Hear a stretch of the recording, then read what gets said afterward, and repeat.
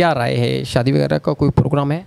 جی اگر کوئی اچھا انسان ہے جس کے بارے میں ہمیں مکمل طور پہ تحفظ ہمیں محسوس ہوتا ہے تو کیوں نہیں، انشاءاللہ۔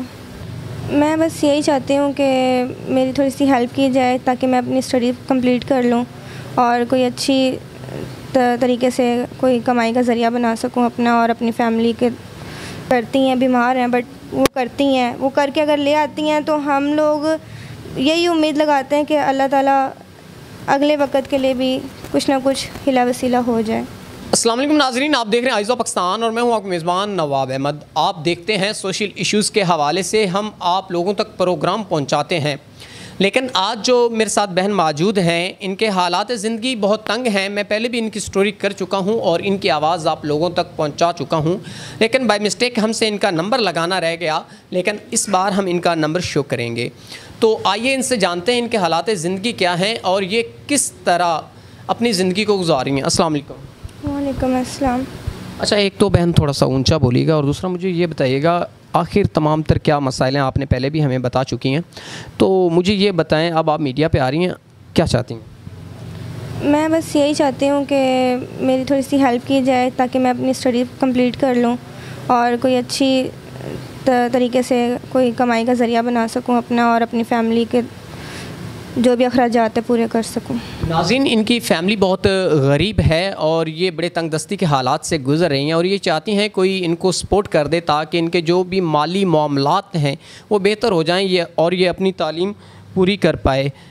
اچھا مجھے آپ یہ بتائیں، بہت سے مشکل حالات سے آپ کو گزرنا پڑتا ہے تعلیمی اخراجات کی وجہ سے، گھریلو معاملات کی وجہ سے۔ میں پچھلی دفعہ بھی آپ کے حالات دیکھ کے آیا تھا، تو کوئی نہیں ہے اتنا مشکل کھا لیں تو دوسرے وقت کا پتہ ہی نہیں ہوتا۔ اسے خود انسان اندازہ لگا سکتا ہے کہ نظام کس طرح چلتا ہے، کہ اگر ہماری والدہ کرتی ہیں، بیمار ہیں بٹ وہ کرتی ہیں، وہ کر کے اگر لے آتی ہیں تو ہم لوگ یہی امید لگاتے ہیں کہ اللہ تعالیٰ اگلے وقت کے لیے بھی کچھ نہ کچھ ہلا وسیلہ ہو جائے۔ ناظرین، جب ایسے لوگ میڈیا پہ آتے ہیں بڑے پریشان ہوتے ہیں، ہم بھی ان کی سٹوریاں سن کے اور ان لوگوں کی آواز آپ لوگوں تک پہنچاتے ہوتے ہیں، لیکن بعض ایسے لوگ ہیں جو ان کی سٹوریز کو محض مذاق سمجھتے ہیں۔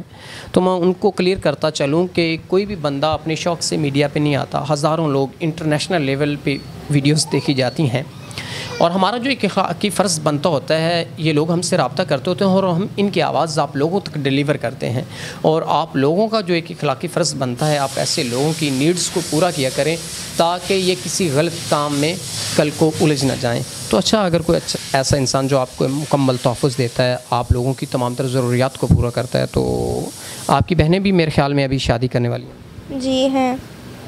تو اگر کوئی شخص آپ کو مکمل سپورٹ کرتا ہے، آپ کے تمام تر معاملات کو دیکھتا ہے، تو آپ کی کیا رائے ہے؟ شادی وغیرہ کا کوئی پروگرام ہے؟ جی اگر کوئی اچھا انسان ہے جس کے بارے میں ہمیں مکمل طور پہ تحفظ ہمیں محسوس ہوتا ہے تو کیوں نہیں، انشاءاللہ۔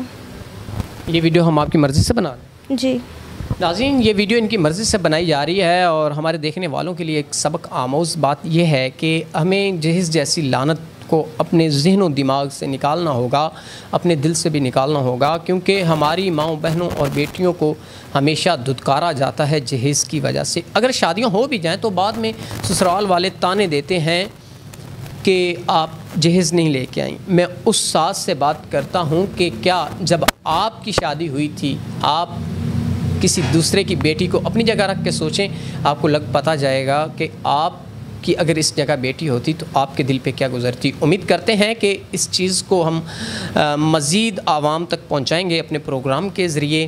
تو اس کے ساتھ اپنے میزبان نواب احمد کو دیجیے گا اجازت، خدا حافظ۔